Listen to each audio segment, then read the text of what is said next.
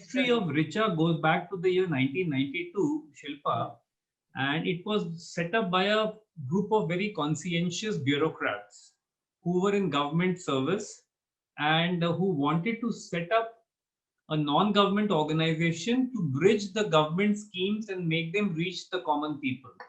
Because during the 1980s, if you remember, when Rajiv Gandhi was there, and there used to be a saying by the PM himself that if you release 100 rupees, maybe only 5 reaches the ground, because there were systemic issues and technology was not there.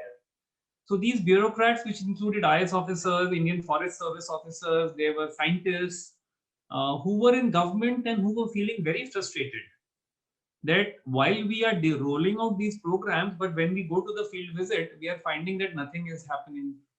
So, with due permissions from their systems, they set up this NGO, and they said it will act during their free time, during their chutti time, weekends. They will go into the field themselves as common citizens and not as government officers, and they will try and find out why and what is the problem. And then when they are sitting in their government situation, they will then try and rectify those problems. And so they also said that we will not take any government funds at that stage. There was no CSR per se at that time, and they said we will donate from our own side. The idea being that we would like Richa to evolve as a bridge between the government programs and the common people. Interestingly, so many years later, when CSR has come in, this is exactly what CSR is trying to do.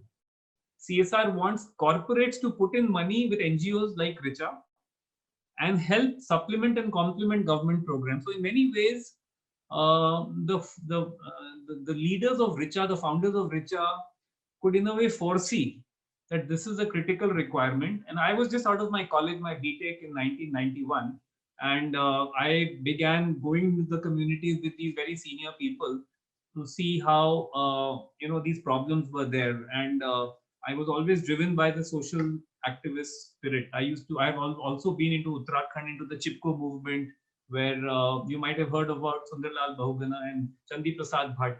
You see, Chandi Prasad Bhatt was a Magsaysay Award winner also.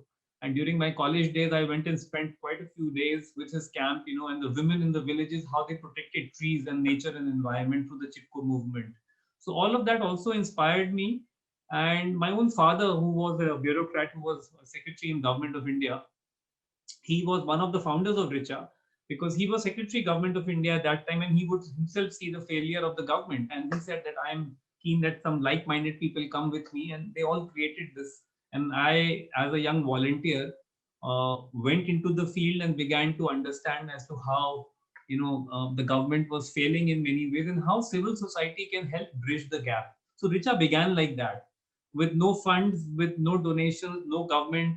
While the people were in government, they were very clear that should not be any conflict of interest.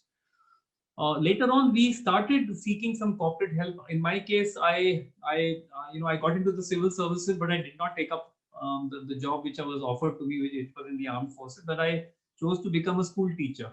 So even though I'm a civil engineer by my qualification, in early 1990s, I joined the school in Manav Bharti, and I started teaching children in primary school. And I took up subjects in maths and science. And I was pretty much unhappy as an engineer. And since I used to go to the field with the Richa volunteers, I could see that somewhere my calling in life was to work for the people. So therefore I had given the civil services exam, and I wanted to get into the IAS like my father was, but I couldn't make the grade of the main IAS. So my father only told me, then Nikhil, if your purpose is to serve the people, then you need not be a bureaucrat or a government servant. You can be a civil society person also. And then why don't you become a Samaydani in Richa and slowly understand the issues. The civil services curriculum was very good for me to understand the problems of India. So I will tell all youngsters, many of them who aspire, especially UP, Bihar, they say the favorite pastime is to give the UPSC exam. And most of them don't make it like me. But in my case, the perspective was set right by my father, who was in the IAS and who was seeing that the system was failing. So he said, Nikhil, why do you want to get into a failing system? Rather than that, get into civil society and do what we can't do as officers. So after leaving my corporate job in mid-90s, I joined a school called Manav Bharti School in Panchsheel Park. I became a teacher in maths and science. And I worked very closely with parents, with teachers. And I slowly developed my own modules of child development, of understanding how children should kind of, use their subjects to bring about social change. If I'm learning maths, can I also help to use maths to conserve environment, for example, because then you can add and subtract and do a lot of that. Can I conserve energy using my mathematical principles of kilowatt hour and stuff that I read in physics, etc. So all of that was very fascinating to me as an engineer. And so from a civil engineer, I gradually became a social engineer. And Richa gave me the platform. And the teaching for 15 years was quite rewarding. And many of my students, school students of that day, are working with me very closely in Richa today, so many years later, because they saw that there was this young teacher who had left his job from engineering. He was doing well in the corporate sector. And he used to tell us something so many years ago, and he's still doing that 30 years later. So many of them who are in their various jobs today and who are doing volunteering, and these are good jargons today, corporate volunteering and all of that, nothing was there at that time. So they have, many of them work closely with me. So as a teacher, I spent about 15 years in Manav Bharati, and then in 2010, while I was traveling as a teacher, I used to go to CBSE sessions. I used to be called by the CBSE people. I was part of a couple of committees in CBSE also on quality learning. I met up with one of the founders of a very interesting organization called the Tech Mahindra Foundation. This was one Mr. Vinod C. Khanna. And Mr. Khanna was a former bureaucrat, Indian Foreign Service Bureau ambassador, Indian ambassador to Cuba, Indian ambassador to Indonesia and Bhutan. And he had been, after his retirement, he worked very closely with the Mahindras to set up the Tech Mahindra Foundation. He met me somewhere working with children and teachers when I was with Manav Bharti and said, Nikhil, why don't you come and work with me for a while? Because I have got many NGOs and we are funding.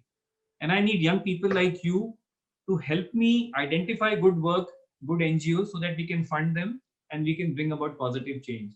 So from 2010 to 12, I got an opportunity to work with the Tech Mahindra Foundation. So while I worked in the foundation as a consultant, I remained as a volunteer with Richa.